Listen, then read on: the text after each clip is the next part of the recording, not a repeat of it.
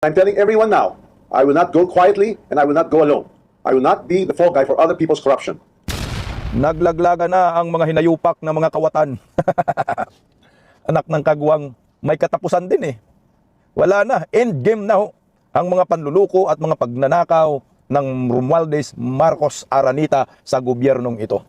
Kagulat-gulat no, bigla pong kumanta si Martin Romualdez. At nag-vlog din kagaya ni Saldico. Sino kaya ang magaling kumanta? At sino kaya ang paniwalaan ng maraming Pilipino? Si Martin Romualdez ba? Si Bongbong Marcos ba? O si Saldico? Tatlo po ho, ito sila eh. Ito talaga yung mga utak ng mga pagnanakaw sa kaban ng bayan eh.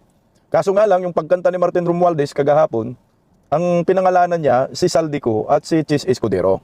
Pero hindi po natin may tanggi na tinuturo rin po niya itong si Bongbong Marcos na may utak ng lahat na pagnanakaw sa kaban ng bayan.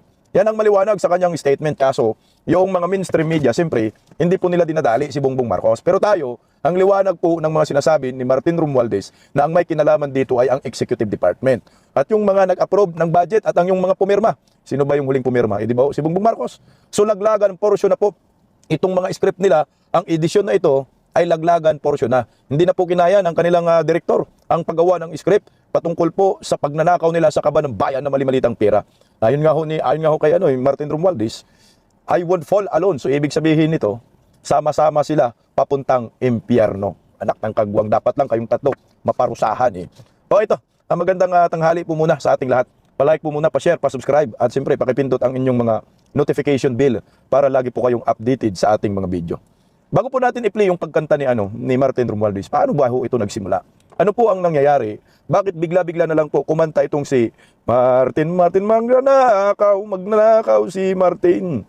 Nung una ay napabalita ang nahuli na di umano si Saldico. Pero wala nga pong matibay na ebidensya na nahuli ba talaga si Saldico sa Czech Republic, na itinanggi na nga ho ng Malacanang din na kahit sila ho mismo ay wala silang alam sa detalye. Pero sabi ng Department of Justice yung tabingi yung panga kinumpirma wala sa kustodiya ng Czech authority si Saldico. So fake news si Bongbong Marcos. DOJ na po mismo Pero labo-labo po ang kanilang mga impormasyon, mga sinasabi dito kay Saldico. Nung pumutok po yan, bigla-bigla naman po na pumutok na, hinuli si Saldico, ay itong si Martin Romualdez ay nag-request ng travel authority na payagan siya magpagamot sa Singapore, magpa-check up. Kaso tinabla si Martin Romualdez ng Malacanang. Tinabla ni Bujide, tinabla po mismo ng ombudsman. O ito, pakinggan po natin si Boying. So dito po nagsimula Siyempre parang nagurumentado siya, nagmamaktol siya. Kung hindi niyo ako papayagan makatakas, ay kung gawin niyo akong fall guy, tablahan na lang ito. O, pakinggan po muna natin si Ombudsman Boying na hindi karapat-dapat maging ombudsman. Ito. Well, Mr. Romualdez was supposed to have a check-up in Singapore, I think. They were trying to ask us to allow him to leave. But because we have a bulletin, a lookout order with immigration about those that we are under investigation, we did not respond favorably to the request to be allowed to leave. Because, magkakaroon naman ng haka-haka at puro-puro niyan, mabuti lang, sabi ang sasana naman, dito nang siya magpa-check up. Kasi naman, kahit naman ito natin dito. Sabi ni Boying, dito na lang daw magpa-check up. Martin Romualdez, magaling naman daw yung doktor. Pero hindi po nila yan nagawa kay Saldico, di ba? Pinayagan po ni Martin Romualdez sa si Saldico makalipad.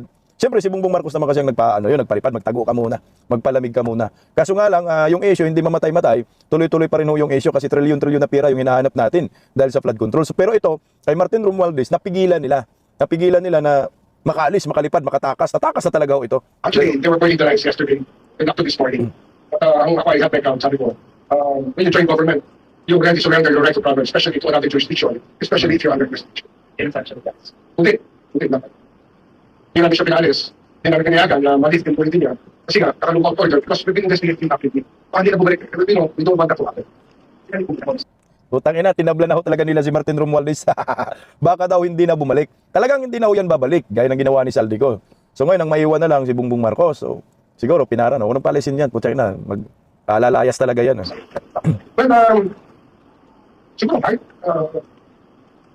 sugar, diabetes, heart, usually diseases of our generation and our kind of work. Sir, dun sa kapahalan niyo naman papacheck up sa Singapore, may nabanggit ba supposedly kung kaano siya kahaba mawawala sa activities? limang araw lang na hinihingi. Kaya lang, syempre nga, ang problema dyan, parang naman sobrang coincidental na nahuli si Saldi kasi yung bigla siya maalis. Parang mamaya, wala na tayo makahawakan dito sa bansa nito. Lahat ng ating nais na nagutin at pasagutin, mawala na sa ating jurisdiction. Nag-iingat lang po tayo. Pinag-iingatan mo natin ang karapatan ng ating bayan.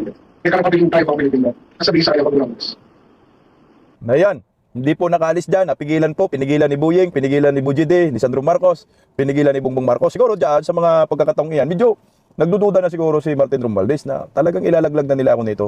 At mukhang ako na ang puntarya dahil nagsampa na rin po ng kaso ang ombudsman sa Sandigan Bayan ng plunder laban po kay Martin Romualdez. So ito na nga yun. So siyempre unahan ho ito. Kung sino yung magaling tumakas na mga magnanakaw, siya yung magiging ligtas.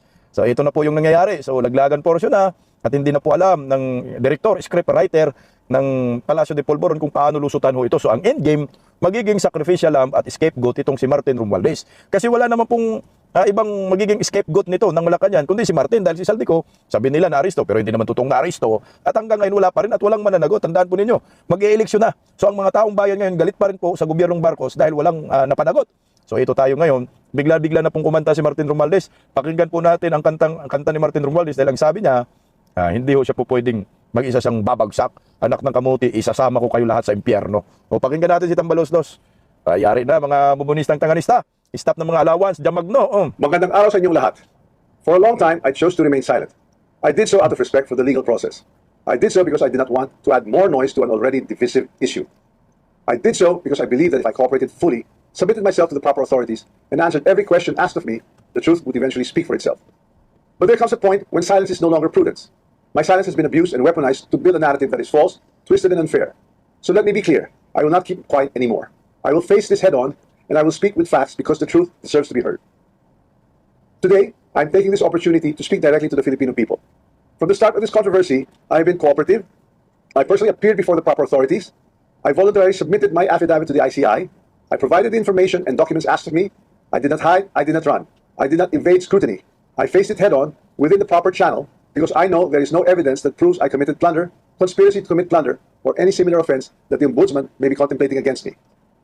Mukhang nanindigan din talaga si Romualdez na wala siyang kinalaman sa mga pagnanakaw sa kaban ng bayan dahil nakipag-cooperate daw siya. Utangin na, wala pong maniniwala sa'yo, tambaluslos ka. Sige nga, galingan mo ang pagsisinungaling. And because I have nothing to hide, I am today authorizing the immediate public release of the affidavit I submitted, together with all supporting information so that the Filipino people can judge for themselves who has been transparent and who is simply being politically targeted. Now, Apidabit mo, ano bang nilalaman ng apidabit mo? Actually, maganda rin po kasi malaman din yung apidabit niya. Dapat isinapubliko ng ICI.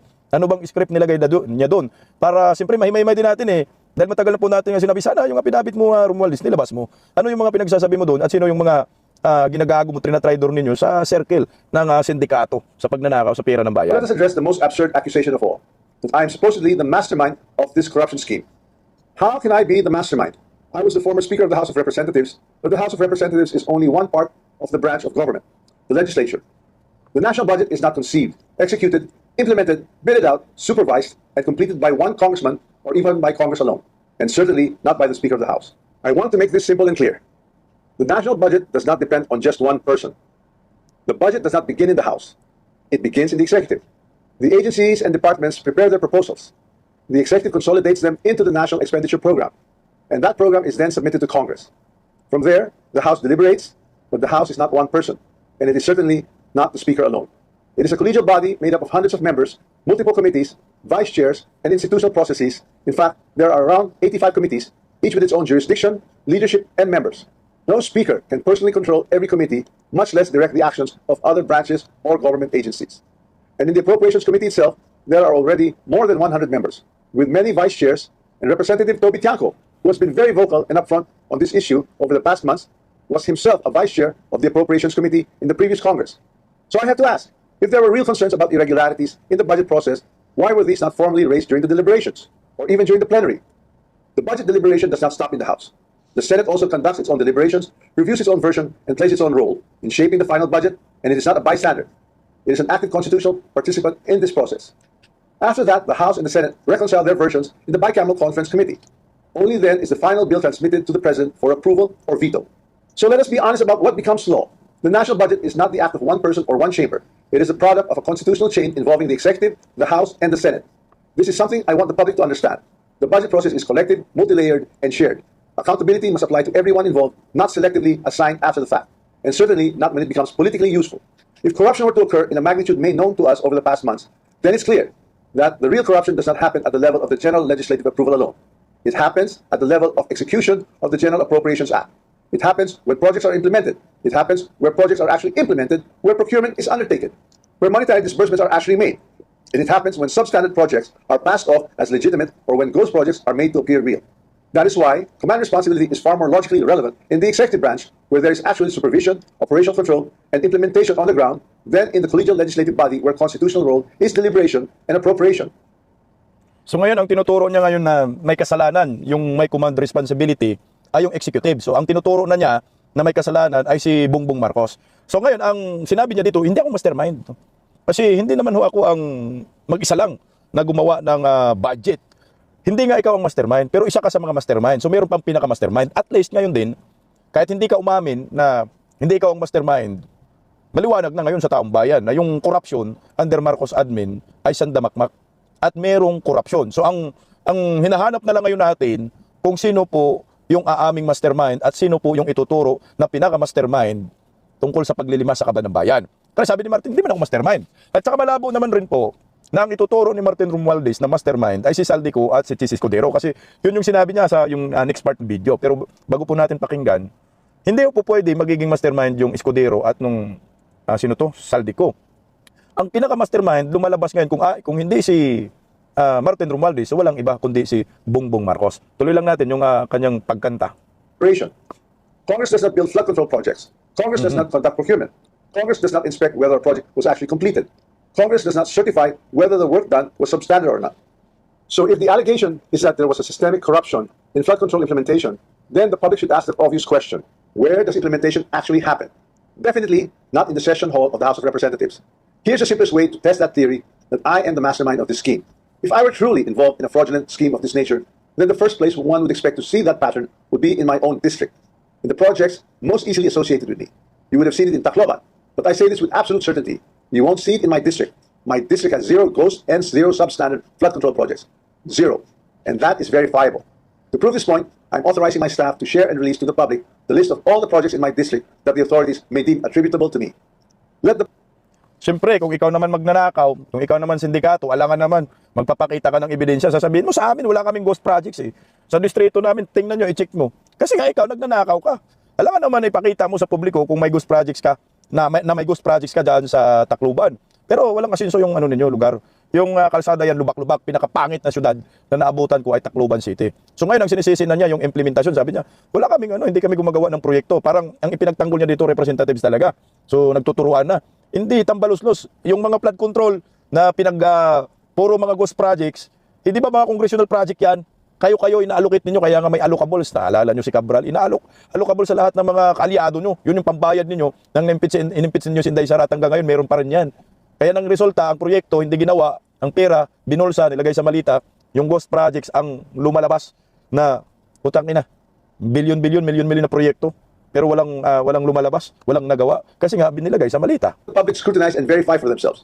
As I already mentioned, corruption of this scale is not a one-man operation. It requires 2 things: budget decisions and implementation on the ground. With respect to how the budget was deliberated in Congress, let me say this categorically. I was not a part of the BICAM and the small committee budget deliberations. Yes, I was updated on the general outcomes of the deliberations, but I had no visibility with regard to the specific details of the discussions, including particular amendments or insertions approved during these closed-door deliberations. Records would show that I did not participate in those meetings and I was not privy to what exactly transpired during the deliberations. However, 2 people were instrumental in making those budget decisions: Chis Escudero and Zaldico. Okay, so ngayon, ang instrumental daw ng budget na ito ay si Chis Escudero at si Saldico. Instrumental lang to, so hindi niya sinabi na mastermind. Kasi iba yung lumalabas sa mainstream media, sabi sa mainstream media, ang tinuturo daw na mastermind sa budget si Saldico at si Chis Escudero. Pero ito, instrumental. So ibig sabihin, sila lang po yung naging tulay sa pagnanakaw, sa paglilima sa kaban ng bayan. Tuloy lang natin. Once the budget becomes law, the work of implementing flood control projects, or any project for that matter, is solely within the purview of the executive, including the DPWH. Certainly not by legislators. I understand the anger of the public. The Filipino people have every right to be angry because stolen public funds are taxes derived from hard-earned money. I'm not asking the public to look away. I'm asking everyone to look where the evidence points, not where it is politically convenient or politically motivated. So I ask the Ombudsman and the public these questions. Who has been named in sworn testimonies and affidavits? Whose name actually appeared in credible accounts made under oath? If there are sworn accounts pointing to other personalities across the chain, whether in budget deliberations or in implementation, then those leads must be pursued with the same seriousness and the same urgency. Accountability cannot be selective. For months, I chose silence because I believe in our legal system and in the rule of law. But my silence is now being exploited with politically engineered and fabricated narratives. What's even more disturbing, and this is something that cannot be ignored, is that there are emerging indications that certain sectors are attempting to weaponize individuals, including Zaldico, to construct a narrative that serves their own interests. So when the legal processes is being used against me as a political demolition job, then I will have no choice but to defend myself. And I will defend myself fully.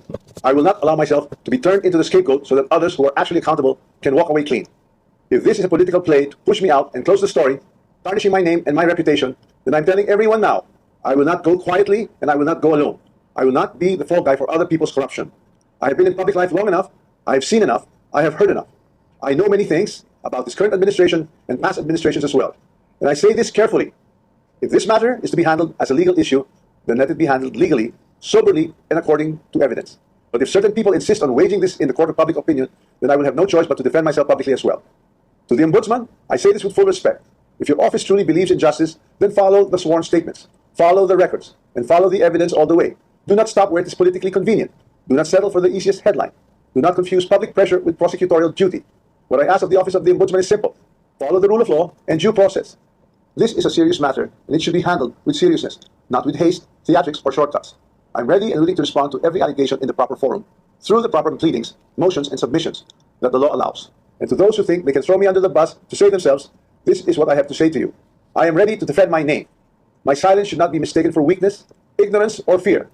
I know enough to defend myself, and if I am forced to do so in public, I will. Maraming salamat po. Ayan, palakpakan, scriptwriter sa scriptwriter. Alam mo, Martin Romualdez, walang naniniwala sa'yo na wala kang kinalaman sa lahat ng korupsyon na nangyayari sa bayang ito. At hindi mo naman po pwede ituro mo lang si Zaldico si Escudero. Ang sabi mo nga, instrumental. So ngayon, kung ikaw itinanggi mo na hindi ka mastermind, so ang mastermind nito ay yung mas makapangyarihan pa sa'yo. Yung statement niya, maliwanag na ang sinisisi niya yung implementasyon. So yung executive, yung merong command responsibility. Ang sabi niya, sino ba may command responsibility? So wala nang iba, itong si Bongbong Marcos. Hindi pwedeng maging mastermind si Escudero, si Zaldico. Kung ikaw hindi ka mastermind, ilalo na yung dalawa. O sino yung pinaka-mastermind ngayon? Ito, lumalabas si Bongbong Marcos. Pakinggan po natin itong sinabi naman komentaryo ni Atty. Harry Roque patungkol po dyan. Narito, kasi sinampahan na po ng kaso sa Ombudsman sinampahan na ng kaso sa Sandigan Bayan ng plunder itong si Martin Romualdez. Pakinggan natin si Atty. Harry Roque. Pero siyempre, merong breaking news at kinakailangan tayo'y magkomentaryo. Pero bago tayo magkomentaryo doon sa video ni Martin Romualdez na tinatakot ang lahat na kapag siya ay bumagsak, dadalhin niya lahat sa impyerno. Ano bang mga pangyayari ngayon na lumalabas na dahilan kung bakit ganyan ang sinasabi ngayon ng Baluslos? Well, para sa inyong kaalaman, mainit na balita pa, kakasampalan po na kaso para sa plunder laban kay Martin Romualdez sa Sandigan Bayan. At ito nga po ay narapol sa 7th Division. Ito po ay matapos tanggihan ng Office of the Ombudsman na bigyan ng permiso itong si Tambaluslos na bumiyahe sa Singapore dahil kinakailangan daw siya mag-follow up ng kanyang angioplasty sa Singapore. Alam niyo ba yung angioplasty, may ganyan din ako, di ba kinakailangan mag-Singapore, no? Yung misis ko may ibang karamdaman kaya kinakailangan mag-Singapore. Pero angioplasty kaya na sa Pilipinas, kaya naman talagang kaduda-duda talaga ang dahilan ni Tambaluslos na gusto pa niya pumunta ng Singapore. Pero importante po itong dalawang bagay nito para maintindihan kung bakit nag-record ng ganyang video recording si Tambaluslos. Ang lumalabas po ngayon, ang Ombudsman, sinampahan na siya ng kaso na plunder, non-bailable, dahil na po sa flood control scam. At dahil dito, ang video ngayon ni Martin Romualdez ay parang babala sa lahat. Alam ko ang sekreto ng administrasyon nito, kung ako'y babagsak, hindi ako babagsak ng tahimik, hindi ako babagsak ng mag-isa. Kaya naman, ang katotohanan mga kaibigan, may nagpadala sa akin na hindi ko alam kung sino ng video na yan. Ibig sabihin, kabahagi yan ng PR, public relations. Ang gusto nung nagpadala sa akin, i-play ko sa aking Facebook. Pero nang pinakinggan ko kung ano yung pinadala sa akin, sabi ko, abay, itong si Martin Romualdez, pagkatapos magnakaw at ngayon, lilalaglag ng kanyang pinsan, abay, gusto maging hero. Well, sa loob ko po, imposible po siyang maging hero. Kasi napakataas po ng kanyang rangko, pinsan pa siya ng presidente para sabihin niya na hindi siya nagkasala dito sa flood control scam at sa iba pang mga kababalaghan na nangyari sa ating pangtao ng budget. So ang ginagawa po ni Martin Romualdez ay talagang isang pagbanta. Kapag ako linaglag ninyo, ilalaglag ko kayong lahat. Ibig sabihin, naglalaglagan na ang mga magnanakaw. At kaya naman hindi ko po pinilay yung video ni Martin Romualdez kasi ayaw ko maging bahagi ng awayang magnanakaw. Darating at darating naman talaga mga punto, kayong mga magnanakaw, magbabakbakan. Dahil kayo, gusto ninyo, hindi kayo papasok ng kulungan, samantalang ang katotohanan yan, hindi po pwede na papasok lamang sa kulungan ang Marcos Bangag. Talagang kasama niya yung pinsan niya. Dahil in the first place, kaya naman na-control ng mga bangag ang Malacanang, ang Kamara de Representante, ay dahil doon sa pag-uutos na rin ng bangag na gawing speaker itong si Martin Romualdez. Tama ka yan, Attorney Harry Roque, sama-sama silang babagsak at sama-sama silang sa kulungang mga buwaya. Siyempre, yung taong bayan, hindi yan papayag na si Saldico lang makulong, si Martin Romualdez lang makulong, si Bongbong Marcos lang makulong. Dapat lahat yung mga yan, sama-sama sila sa kulungan at sama-sama sila sa kumunoy, sa impyerno, mabulok sa bilangguan. Pakinggan natin, tuloy natin si Attorney Harry Roque. Eh ikaw naman Martin, wag mong sabihin naman na sunod-sunuran ka. Pwede ba? Sa dami ng iyong kayamanan, wag mo namang sabihin na napakagaling mo sa negosyo. Eh magkasama lang tayo sa UP College of Law. Alam ko, marami nang nanakaw ang tatay mo, pero imposible rin na yung mga kayamanan mo ngayon dahil sa kagalingan mo sa negosyo. Eh pare-pareho tayo magkakakilala, pareho naman tayo maka-eskwela sa UP College of Law. Wala ka namang napakatinding talento para Business. maging negosyante, na maging ganyan kang kayaman na ang balita ko, 6-6 na ngayon ang bahay mo sa Forbes Park. Bukod pa doon sa namana mo na 1 hektarya dyan sa ama mo na alam naman natin ay nagdakaw din sa Kaban ng Bayan. So, ibig sabihin, hindi po nagpapahiro yung Martin Romualdez na yan. Nagbabantayan na kapag ako'y linaglag ninyo, dadalhin ko kayong lahat sa impyerno. Pues, anong sagot ko sa iyo, Martin? Dalhin mo na silang lahat sa impyerno. That's where you all belong. Dalhin mo na. Doon kayo sa impyerno, magabulahan. Doon kayo sa impyerno, maglukuhan. Pagbayaran nyo yung mga kasalanan ho ninyo. Itong mga kawatan na gaya ng mga Marcos Romualdez, siyempre, magaling na yan, magsinungaling, kaya sinungaling to the max. Hindi po pwede na ikaw ikikilalaning hero. Imposible. Dahil sa totoo lang, ikaw ay kinikilala ng mga pinsan mong bangag na ikaw talaga yung financier ng eleksyon. Ilang beses ko darinig yan sa bibig mismo ng mag-asawa na talaga ang laki ng utang na loob sa iyo dahil yung kalang gasto sa eleksyon, ikaw palagi sumasagot. So tama, dalhin mo sila sa impyerno. Siguro, pag ikaw ay talagang kinaladkad mo sila sa impyerno, baka mapatawad ka pa ng taong bayan. Pero wag ka magkakamali ha, na isipin na ikaw titingalain bilang isang martir, bilang isang bayani. Hindi, kapwa magnanakaw kayo ng iyong pinsan at lahat kayo na kailangan magsama-sama talaga sa impyerno. At ako talagang personal ang galit ko sa iyo dahil yung ginawa mong pahirap sa akin sa WAD committee na yan. Alam niyo po, masama ang loob ko kasi nung estudyante kami, walang pumapansin dyan sa UP College of Law dahil sa Romualdez. At kami naman ay pumasok ng College of Law 1986. Kinaawaan ko yan, kaya pinapansin ko yan. Hanggang ngayon, yung payong ko na iwan ko doon sa bahay niya sa Forbes Park, di pa binabalik sa akin. Dapat ang balik sa akin isang factory ng payong sa dami naman nanako ng kanyang angkan. Pagkatapos, yun nga po. So kinilala ko sa bilang kaibigan, miski ang dugo ko talaga anti-Marcos. Dahil naawa naman ako, ganyan ako eh. Basta kinaawaan ko, aping-api siya sa UP noon dahil siyempre, panahon ng anti-Marcos noon. Oh, at alam nyo, tinuring ko talaga siyang kaibigan. Kaya nga, yung mga kawalangyaan na ginawa sa akin ng WAD committee, lahat yun ginawa nila dahil sa pag-uutos niya. Hindi naman tumawag na personal ang bangag sa mga congressman para sabihin, pahirapan nyo, tagtarin nyo yung Harry Roque. Siya ang nag-utos sa WAD committee. At Martin, wag ka magsisinungaling dahil pare-pareho tayong naging kongresista. At ang mga kasama natin sa kongreso nagsabi sa akin, napakawalangyang mo, wala kang utang na loob, maubos ka ngayon, masunog ka ngayon sa impyerno, and I will have no pity for you. That's what you deserve. Marichong ka dyan kasama ng iyong pinsan at ang iyong buong angkan. Kung meron kang lugar na mas matindi pa sa impyerno, doon ka dapat pumunta at huwag ka mag-iisip na titingalain ka namin bilang bayani. Pwede! Good riddance. Magsama-sama kayo mga magnanakaw na angkan. Kinailangan ko na ilabas ang musik ko sa Martin Romualdez na yan. Pasensya na po. Pero magpapalamig na po ako ng ulo. Salamat po sa inyong patuloy na pagtulog, pagpangkili, sa inyong patuloy na tiwala. Ilang tulog na lang to. Tapos na ang pangungot nitong Marcos administration. Ito po, inyong spokesman Harry Roque nagsasabi, I love the Philippines. The only country that I have, the only country that I love. Ang galing mo, Attorney Harry Roque. Sama-sama sila sa impyerno. Siyempre, ganoon talaga. Hindi ko kami papayag na si Bongbong Marcos lang, Martin Romualdez lang, Saldico ang managot. Dapat lahat kayo. Kasama yung mga Rimulya. Ito po, sabi ni Attorney Levi Maligod, Representative Ferdinand Martin Romualdez finally named the mastermind PBBM. What see you? Kasi nga, ang statement niya, pinupunto niya talaga, may command responsibility ang executive department. So ngayon, lumalabas ang tinuturo niyang mastermind ay si Bongbong, hindi daw siya. Ang sabi naman ni Leandro Libes, payag kaya ang taong bayan na palayain si Martin o Saldi kung ikakanta nila ngayon si BBM? Sinabi naman ni Basti, isang ulo lang ang kailangan namin, ang ulo ni BBM. Kung pwede rin no, na managot si Bongbong Marcos, si Saldico at saka si Martin gawing state witness, parang ganun ba? Posible laro-laruin na lang, pero at the end of the day, managot pa rin sila ni Martin Romualdez at ni Saldico. Dahil sabi naman ni Vice President Inday Sara Duterte, ang totoo namang may hawak lang ng budget ng Pilipinas ay si Martin Romualdez at si Saldico. So yun nga nangyari. So sa mga nakakalimot ho, may play akong video, remind lang natin na si Inday Sara, totoo lahat ng mga sinasabi. Ito yun, sinabi na ni Inday. Reply lang konto. Budget ng Pilipinas ay hawak lang ng dalawang tao. Hawak lang siya ni Congressman Zaldico at ni Congressman Martin Romualdez. Yan ang katotohanan. Halimbawa ko dito, medyo mahaba ito, kaya pagpasensyahan mo. Ang halimbawa ko dito, sa DepEd muna tayo. Sa Department of Education, noong taong 2023, merong 5 billion na inapprove para sa classroom construction. Okay. Nagulat ako. Kasi merong mga lumapit na miyembro ng House na humihingi. Hinihingi nila yung 5 billion, parte ng 5 billion na budget. Wala kasi akong experience sa ganyan. At saka ang pagkakaintindi ko, pag in-approve na yan ng Office of the President, ibibigay na yan, diretso na yun sa approval at trabaho ng Department of Education sa construction ng mga classroom. Nagulat ako, may humingi. Magkano ba ang amin dyan? Magkano ba ang amin dyan? Sinabi ko, hindi pwede ito. Kasi, ang mangyayari nito, hindi magagawa ng Department of Education ang trabaho namin na mag-construct ng classroom ayon sa classroom backlog at sa prioritization base sa backlog at sa classroom construction. So sinabihan ko yung isang congressman, sabihan ninyo si Martin Romualdez na hindi pwede chap-chapin ang classroom construction na 5 billion. Kaya kung makikita ninyo sa budget proposal na approved ng Office of the President, 5 billion yon. Pero nung lumabas yung DAA o yung budget approved noong 2023, naging 15 billion siya. Dahil hindi nga ako pumayag na Dinagdag kunin sila. yung 5 billion, dinagdagan nila ng 10 billion Naku, yung tiba-tiba. classroom construction ng Department of Education. Yung 10 billion na yon, hindi Pinagatian kontrolado nila yon. ng Department of Education. Controlled yon ni Congressman Zaldico at Congressman Martin Romualdez. Hindi ko na kailangan ng corroborative witness dito. Dahil makikita niyo yon sa papel. Makikita ng taong bayan yon sa papel. Net, 5 billion. Lumabas ang budget approved, 15 billion. So maiintindihan niyo, di ba? Bakit pa tayo mag-budget hearing para sa Office of the Vice President? 2 tao lang naman ang nasusunod sa budget ng bayan natin.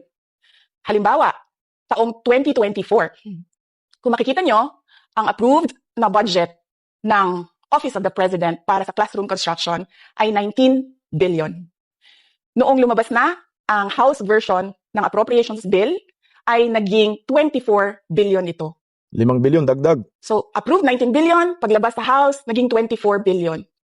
At doon sa 24 billion na yon, kung hahanapin mo sa papel, kinuha nila ang 5 billion ng repairs ng classrooms at nilagay nila doon sa 19 billion para maging 24 billion siya. So, ang naiwan sa repairs, sa kawawang mga classroom, ay 1 billion. Kaya, makikita nyo, sa papel, nandyan yan. Naging 24 billion. At hindi lang yan, dahil noong 2023 ay hindi ako pumayag na hindi masunod yung DepEd na rules sa paano mag-classroom construction based on need. Ang ginawa ngayong 2024, inattach nila ang listahan na kung saan gagawin ang mga classroom construction worth 17 billion. Makikita nyo yon. Ayan, stop tayo doon. Pinaalala lang po natin sa mga bubunista, tanganista ni Bangag na kung sino po ang naunang nagsiwalat sa korupsyon under Marcos admin, Claire Castro, walang iba. Ito, si Vice President Inday Sara Duterte. Lahat ng sinabi niya nagkakatotoo. Bilyon-bilyon, putang na, tapos ito yung gusto nyong i-impeach. Mahiya naman kayo mga buaya.